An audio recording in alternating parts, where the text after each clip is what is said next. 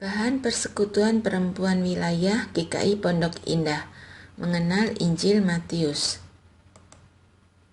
Bukan soal tahan lapar.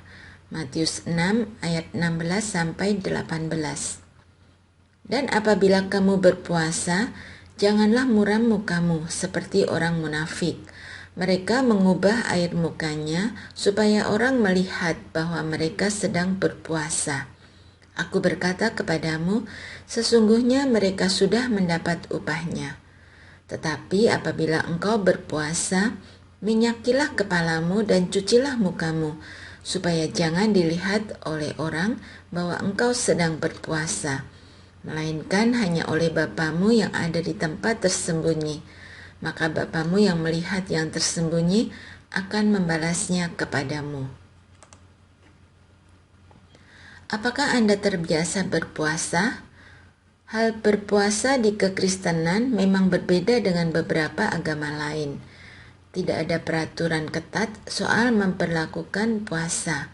Tetapi apakah ritual berpuasa telah hilang dalam tradisi kekristenan? Tidak. Orang Kristen sebenarnya juga akrab dengan ritual puasa, namun cara dan tujuan kita berpuasa sangat berbeda.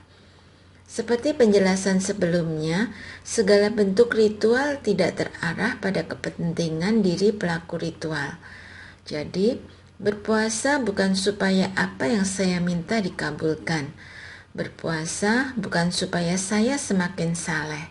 Sekali lagi, termasuk hal berpuasa adalah cara kita menyangkal diri untuk terarah kepada Kristus.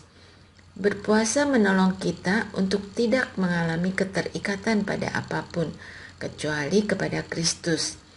Itulah sebabnya, setelah Yesus berpuasa di dalam keterikatannya dengan Sang Bapa, Yesus dapat mengatakan tidak pada semua godaan yang menggiurkan dari iblis.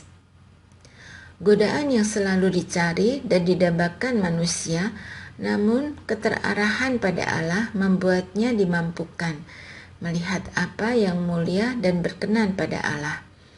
Bagaimana kita berpuasa? Berpuasa bukan soal keberhasilan menahan lapar, tetapi usaha dan perjuangan bagaimana kita terus mengarah pada Allah, bahkan di tengah situasi paling lapar sekalipun.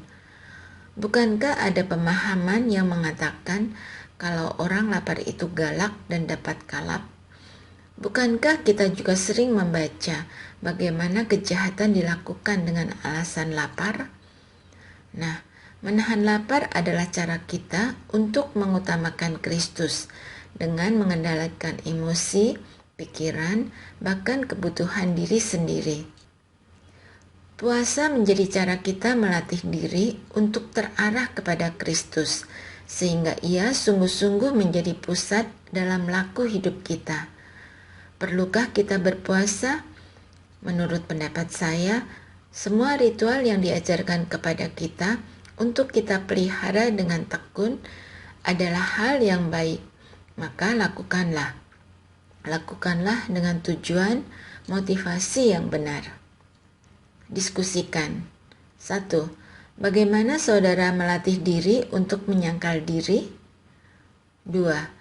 Apakah saudara terbiasa dengan melakukan ritual berpuasa? Apa yang mendorong saudara melakukannya? Doakanlah. 1. Memohon diberikan hikmat untuk dapat memelihara setiap ritual dengan tujuan dan motivasi yang benar sesuai kehendak Allah. 2. Memohon bimbingan Allah untuk mempraktikkan ritual puasa sebagai latihan diri terarah kepada Kristus.